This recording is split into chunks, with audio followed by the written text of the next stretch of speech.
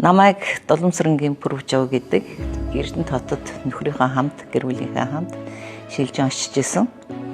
За очингуудаа Медмэлдэн строй барилгын удирдах газрын 1-р комбинатад лабораторид нь лаборант шинжээч мэргэжлэр ажиллаад тэндээсээ үйлдвэрчний эвлэлийн байгууллагатайгаа холбогдож барилгынхаа үйлдвэрчний эвлэлийн хороонд дараагаар сонгогдоод анх одоо итгэвтэн гэж явдаг байлаа. За тэндээ ингээ үйлдвэрчний хороогоо байгуулсан.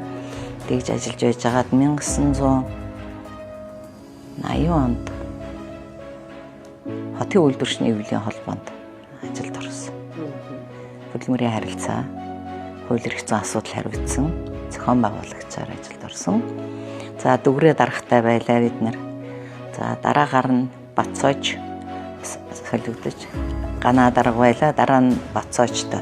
Ингээ Ганаа даргаагаа байж хахад аппаратд Бацоожтойгоо бид нар ингээд хишиг жаргал битгэд ингээд төв аппаратд нь ажиллаж байсан. Аж ахуйн нэгж байгууллагуудын хөдөлмөрийн харилцаа, хүний эрх эрхэнд өрчигдөх нь үү гэдэг дээр ерөнхий гол хяналтаа тавиад явдаг.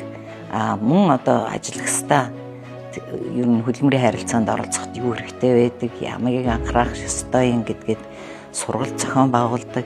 Ийм л одоо хүний талд ажилладаг ийм байгууллага байсан да.